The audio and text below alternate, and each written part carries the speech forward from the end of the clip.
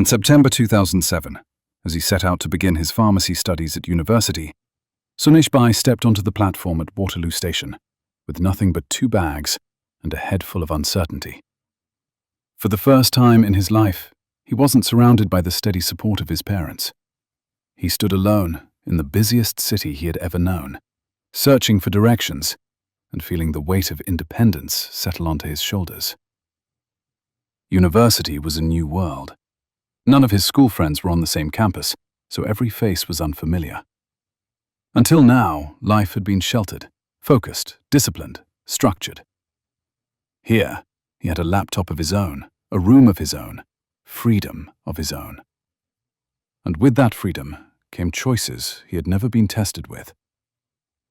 Slowly, the structure he once lived by began to loosen. Nights stretched later and later as he discovered the endless universe of movies and TV series. Mornings drifted into noon. Some lectures vanished from his timetable, replaced by borrowed notes and promises to catch up later. When lecturers met him on the football grounds and realized they had never seen him in class, he joked that no one should expect him at a 9 a.m. lecture. His hall was across the road from the building, but distance wasn't the issue. Freedom was. Every March, reality struck. Exams were 2 months away.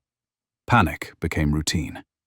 Sunishbai would buy 2 cases of Red Bull from Lidl and set himself to marathon reading sessions, 12, sometimes 18 hours at a stretch.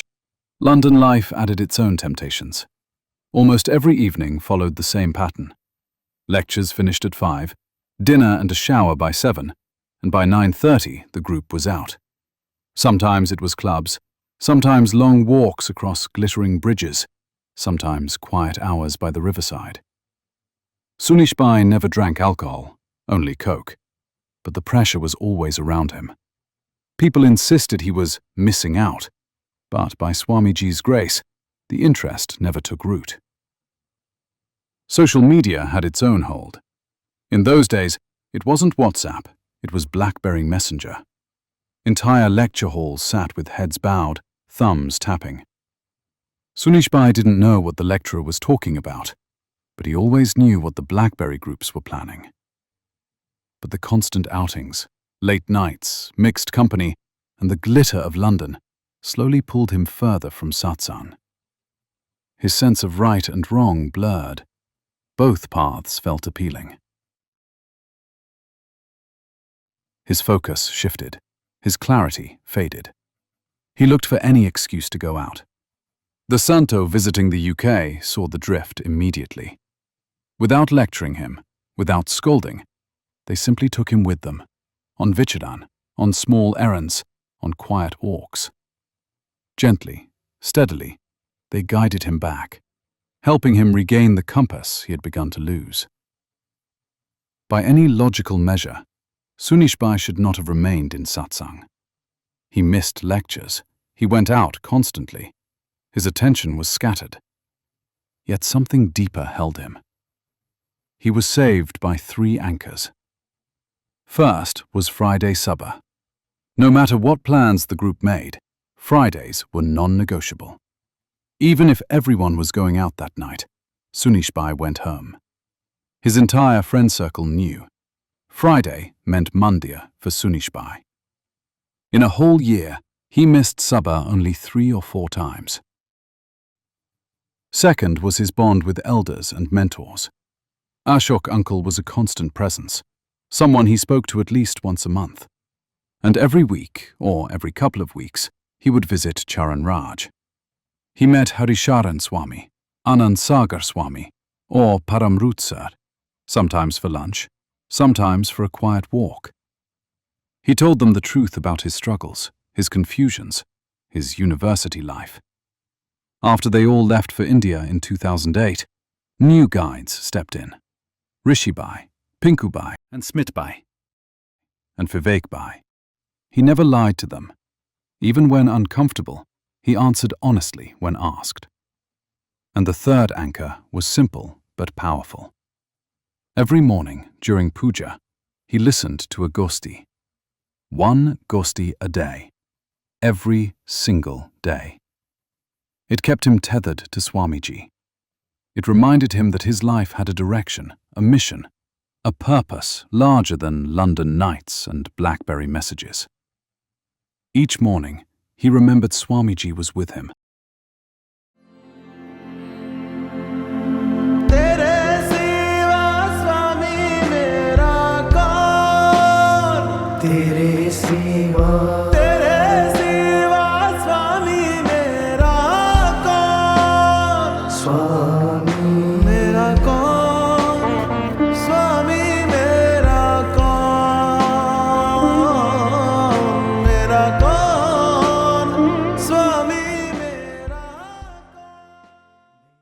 Looking back, despite distractions, despite wrong turns, despite a life that could easily have drifted away, Sunishbai was pulled back, reshaped, and transformed. Through Swamiji's grace, the same boy who once drifted through lectures went on to complete an M.Pharm at King's College London, and later earned his PhD at UCL. Today, he works at GSK, one of the world's leading pharmaceutical research and manufacturing organizations, where he plays a direct role in developing the medicines of the future. From uncertainty at Waterloo Station to global scientific impact, Sunishbai's journey stands as evidence of what guidance, grace, and grounded choices can accomplish, especially when our eyes are on the horizon, focusing our gifted life to please our dearest Swamiji, just like how Sunishbai is doing right now. तुम साथ हो, तुम पास हो, अस्तित्व की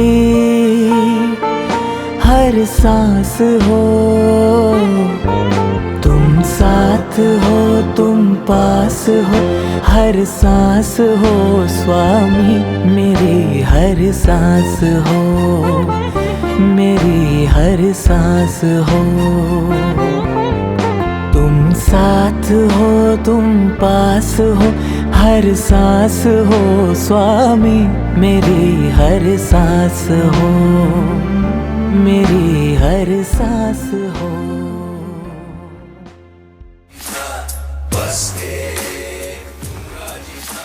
Sajanand Swami Maharaj Ki Jai.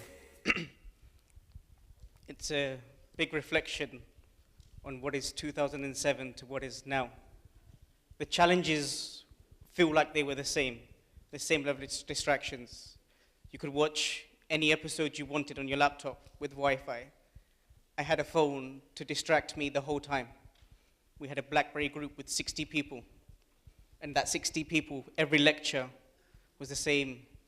Catch up on the day, catch up on the thing. But it was quite unique. તમે બધા જે યુવક જોયો કે એની જે જીવન હતું, કદાચ કોઈક તમને પૂછે કે આવો મારો મિત્ર છે, તો તમે શું કહો એને? કે આવો મિત્રો ના રાખાય. કદાચ કોઈક તમને એમ પૂછે કે આ યુવકનું તમે ફ્યુચર પ્રિડિક્ટ કરો તો શું થશે? તો કે કંઈ પહોંચી નહીં શકે. કદાચ તમે એમ કે આ યુવક પાછળ મહેનત કરવી કે ના કરવી, તો તમને લાગે કે આની પાછળ ટાઈમ બગાડવાનો ફાયદો નથી આપણને.